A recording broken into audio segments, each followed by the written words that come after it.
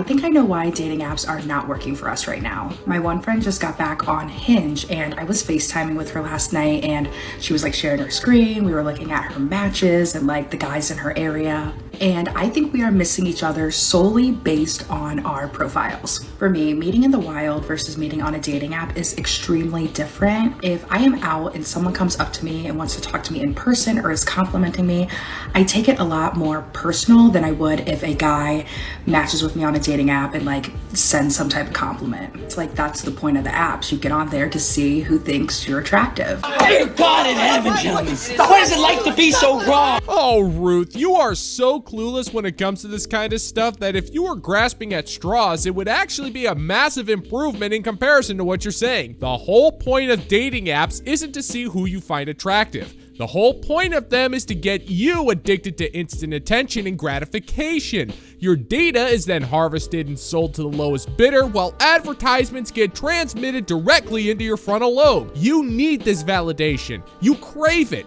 Men aren't approaching you in public, and if they are, you come up with an excuse to not pursue anything because the attention from a single man in public can't compare to the bots, the simps, and the pervs that you still get in the dating apps. Hell, even when you are on the apps, you still come up with a cockamamie excuse as to why the men aren't good enough to date you. It's a vicious cycle, one with which you gladly participate, because you literally have nothing better to do with your life, Ruth. Therefore, whenever I'm on the apps, I'm taking everything into consideration. I'm looking at your pictures, I'm looking at your profile, I'm looking at your prompts. Liar, liar, liar. You sending me a nice message and giving me a compliment isn't going to make me automatically like want to engage in conversation. And then this is the trending issue I was noticing with my friend yesterday is guys' profiles do not represent them very well. On Hinge, you get 6 chances to show the other person what you look like through your photos. So many guys only had about 3 photos of themselves and then they would have a picture of their dog. Don't get me wrong, love dogs, love your dog. One guy literally had a picture of dirt. I was like, what is that? And there were some guys with like a lot of selfies, some guys where they're wearing a hat and sunglasses. And like some of these guys, I'm like, I can tell that they are good looking, they just don't know how to represent themselves on a dating app. I know if you came up to me in person and talked to me, I would talk to you, but going based off what's on your profile, I'm like, is it worth it, you know? No. Ah, come on. You are not fooling anybody, Ruth. You aren't reading any of these profiles. I'm probably dating myself more than I should right now, but I've always been under the school of thought that taking the time to actually read an online dating profile is the modern woman's version of a prepubescent teen saying he has a stash of nudie mags to read the articles. Dating apps are designed to judge a person based solely on their looks. Sure, there are some out there who will legitimately read the profiles, but come on, Ruth. Wolfman Chad could have a profile with literally 1 word in every section, and you would try to match with him so hard that it would crack your skull. Meanwhile, you find meaningless excuses to ignore average men who shoot their shot and actually want to get to know you, even though the reasons are not even known by the ever-expanding brain pan of the intergalactic space god Koblomacord all hail. Totally get it. Guys are not like us girls. They're not taking as many pictures when they go out. If you're a guy, I highly encourage you, if you have like a good girl best friend or a sister, to go to them with your photos and your prompts and be like, hey, like, is this a good representation of me? Actually, you can even like DM me your profile and I will look at it and I will help you. I don't know, just after yesterday, looking at all these guys my friend was sifting through and the guys that were in her area, I'm like, so many of these guys, I can tell they have potential, but like, I'm unsure just based on what they have on their profile. I literally think on the apps, we are like missing each other. Yeah, that is my little conclusion that I came to yesterday. Also, if you want, I could definitely do a video breaking down what I think the ideal Hinge profile layout should be. Let me know. That is the worst idea I've ever heard in my life, Tom. Yes, it's horrible, this idea. Ruth, I've been trying to tell you, you have no idea how these apps work. You think you represent what all women want because even at your age, you're still getting more attention on these apps than you actually deserve. But here's the problem. If a dating app actually sets you up with a good man that you wanted in order to start a relationship, then how is that app supposed to make money? Dating apps are only profitable if you're constantly using them. They are designed to waste time you don't have and set you up for failure, Ruth. Why do you think men have stopped using them? The women on these apps are vain, selfish, and uninteresting hussies. That's the app's bread and butter, sweetheart. So they will do everything they possibly can to keep you alone and miserable. You need to face the facts, Ruth. You're over the age of 30, single, and still thinking that you're a catch. You need to stop thinking like you're a catch and start thinking more like you're better than nothing. I don't really see that working for someone like you to actually get a real relationship with a self-respecting man, but at least then you'd be honest with yourself, and that's gotta be worth something, right? Good luck. In less than 6 months, I'm gonna be 36 years old. Old. Old? Old. I'm gonna be 36 and I'm not married. I don't have kids. I rent my apartment and I live in a city that I don't really connect with. I'm not gonna say I haven't had major breakdowns about it because believe me, I have. But you know what? In this moment, and I don't know if it's just because the days are getting longer, but I'm okay with that. Say what now? What now? You know, it takes an impressive amount of self-loathing to be totally okay with failing at life. That's why you started off your coping session with a list of things that make you unhappy. You're alone, kept yourself from breeding, living in a city you hate, renting an apartment that you can barely afford, and most likely working a career that leaves you unfulfilled. And you mean to tell me you're totally okay with that? Come on, woman, you're not fooling anybody. I've said it a million times. Unless it's under incredibly specific circumstances, then there is no excuse for any of this. Women from all walks of life and weight classes have been able to find mates so long as they played within their league and kept their standards reasonable. It only became complicated when modern women came along to make it complicated. And if we're being totally fair here, you're the ones who demanded the complications. And you can't cope your way out of reality, woman. It doesn't work that way. Because I get to figure out life on my terms. I get to decide, and I didn't get to decide a lot in my life. Could still be in relationships where decisions were being taken from me. And all I can feel right now in this present moment is grateful that I'm 36 and I have none of the things that I thought I wanted. Man, you are one pathetic loser. No offense. Well, that's a convenient conundrum. You say that relationships took away certain decisions in your life, but now you have the complete power to make decisions on your own, and I hate to break it to you, sister, but look where the power of your decision-making skills have brought you. When you are in a committed long-term relationship with a self-respecting man, sure, you do give up some control in your life, but that's because you are trusting that man to lead by making the decisions that would be best for the both of you. But modern women demanded that they get to control everything. And when that wheel was handed off to them, the broads had no idea what to do. And you're a prime example, sweetheart. You got to live your best life. Independence, a career, and living the Sex and the City lifestyle. But it was only too late when you realized that dream was actually a horrible nightmare filled with boredom, solitude, crippling silence, and copious amounts of cheap wine. So allow me to humbly extend to you my deepest congratulations. You got everything you ever could have possibly wanted. Here's a round of applause to celebrate your decision-making skills. Woo! Hey! Hey! Whoa! Everyone's having a fantastic day so far. Anyways, for dinner I am having Mizuno with some homemade dressing and prosciutto, goat cheese, croutons, and I think mustard seeds. And then I'm also having some wine that I forgot to get. And also, look, I just wanted to show everyone. Look at the flowers I got today. Oh my god, look how cool they look. They're doing it on camera. They literally kind of change color, like all of the flowers. They reflect different types of reds. I've never seen a rose do that before. And I also got another stock of one of my favorite perfumes of all time. This is Marlowe. It's a French brand, and the perfume name is Ambulux. The perfume scent is kind of sexy. And then last but not least, I got this dress. Look how cute it is. Ooh, it's from For Love and Lemons. I love it so much. I am absolutely obsessed with it.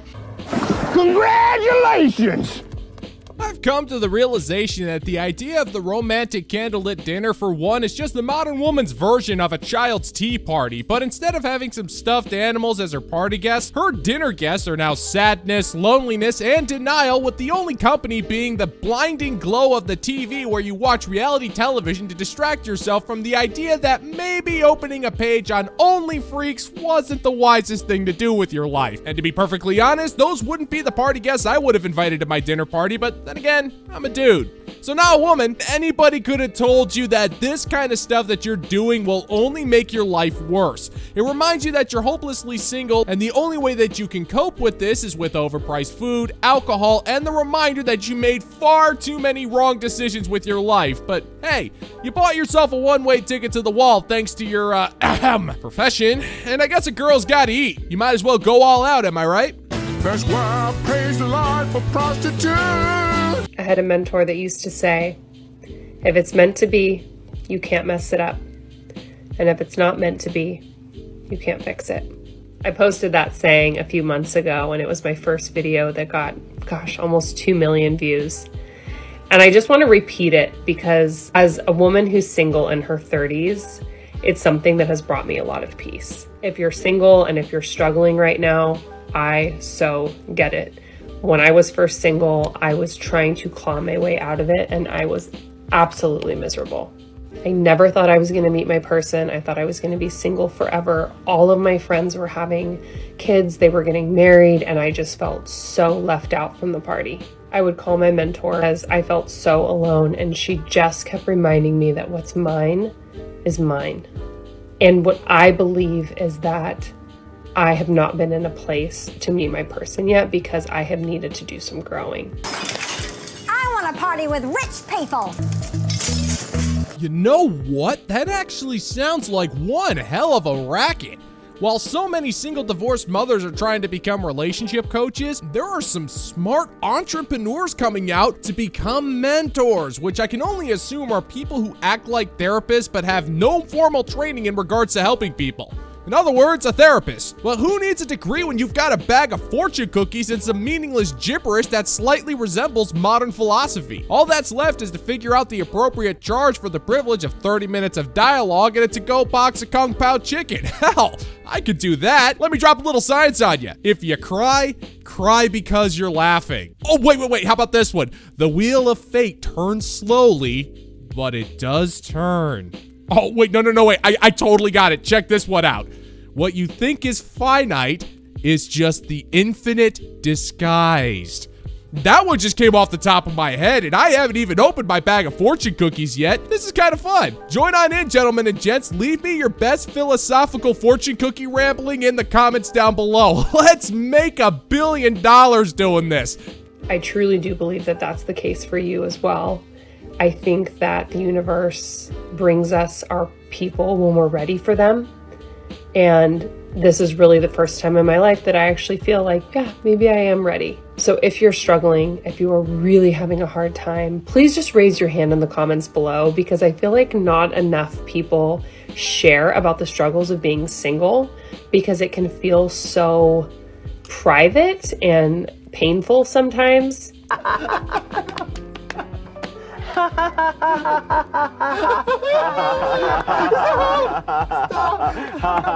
Woman, all your kind does is complain about being single. It's one of the key pillars of TikTok. Well, that and unlimited free funding from the Chinese Communist Party, but I digress. If anything, you should just tone down the single talk just a little bit. All you do is air out your dirty laundry about your hopeless singledom and share cringe stories that you purposefully keep ambiguous to gain as much sympathy as possible without having to take any accountability for your failures. It's the closest thing to human contact you can get after all your friends got sick of your constant bitching and moaning. You're acting like it's impossible to find a man, even though there's a massive crowd of single men out there who would at least be willing to give you a chance to fail.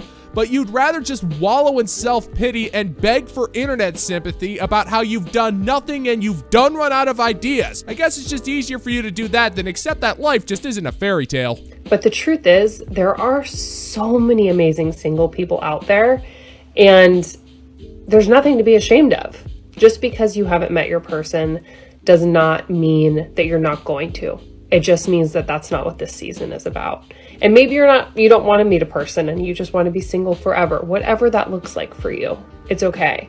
But if you are single and if you do really want to meet your person, I get it. And my only hope for you is that you just hold on to hope that maybe this season is not about love for loving somebody else, but it's just about finding yourself. And I don't know. I hope that brings you some peace. Leave a comment below if this helped you or if you are also single and embracing it right now. This is scary. You know, I don't know if it's because I've been up for 37 straight cycles or if I'm just feeling unnecessarily generous today, but I'm about to give you a nickel's worth of free advice, sister.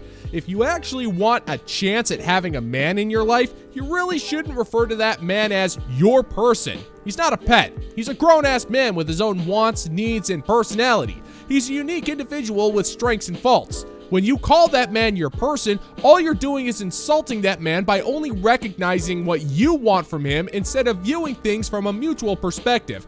Men actually want to be recognized. They want to be appreciated, and they want to be viewed as men, not property. You don't own this man, and he's not subservient to you. By referring to this man as your person, you are disregarding every single unique quality that makes him desirable and talking down to him as if he's a dog. And that's not gonna work for us, sister. If you're incapable of giving us the proper respect, then we'd rather have our own dogs. They're more loyal, simple, and a hell of a lot more fun than you could ever possibly be.